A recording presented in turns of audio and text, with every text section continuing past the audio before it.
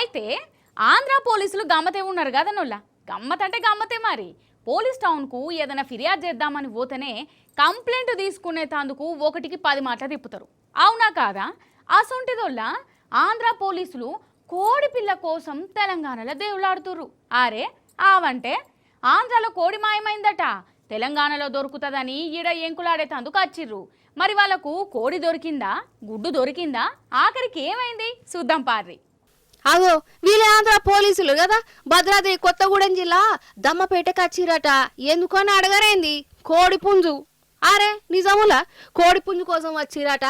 ఏలూరు జిల్లాలనట కోడి పుంజులను ఎవరో ఎత్తుకుపోయిరట. ఆడ ఫిర్యాదు కూడా చేసిరటుల్లా. ఇక కోడి పుంజు కోసం అక్కడ పోలీసులు దమ్మపేటకు వచ్చిర్రు. ఇక ఒక అక్క ఇంట్లోకి పోయి ఎంక్వైరీలు కూడా చేసిరటుల్లో. కోడి కోసం రుబాబు చేసిరట. ఇక ఊరోళ్లకు కోపం రాదా? ఓసిని ఆంధ్రలో కోడి పుంజు పోతే తెలంగాణలో దేవులాడుడేంది అని ఈడికొచ్చి కోడి కోసం ఎంక్వైరీ చేసుడేందని పోలీసులను నిలదీసిరాడా బాగా.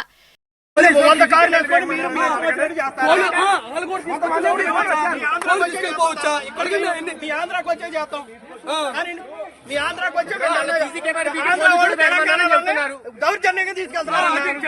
ఆంధ్ర పోలీసులు వచ్చి దమ్మపేటలో దౌర్జన్యంగా 200 మంది ఒక ఆడ మనిషి ఉండగా 200 మంది దౌర్జన్యంగా మీద సీసీ కెమెరా లాగేశారు. ఆ అమ్మాయిని ఇంట్రాగేషన్ చేస్తున్నారు.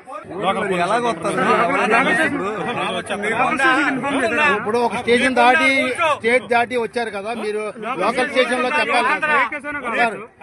లెక్కకైతే ఒక రాష్ట్రం పోలీసులు ఇంకో రాష్ట్రానికి వస్తే ఇక్కడ లోకల్ పోలీసులకు మసల బియ్యాలే. కానీ ఈ పోలీసులు ఆ పని కూడా చేయలేదట్టులో.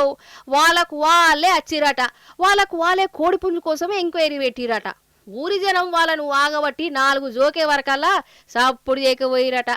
కోడి దొరకలే, గుడ్డు దొరకలే. ఆంధ్ర నుంచి తెలంగాణకు వచ్చి కాంసకం కోడి పిల్లను కూడా దొరకబట్టకుండానే పోయిరు కదా.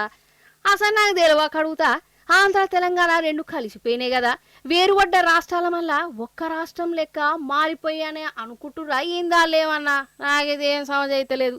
ఎంత అక్కడ గురువు చంద్రన్ సార్ అయినా ఈడ శిష్యుడు రేవంత్ సార్ పాలన చేస్తే మాత్రం 2 రాష్ట్రాలల్లా ఒక్కటే పాలన, మేమేం ఒకటే అని అనుకోవచ్చునా? గిట్లనే అంటున్నారు, గరమైతున్నారు కూడా ఇక్కడ పబ్లిక్.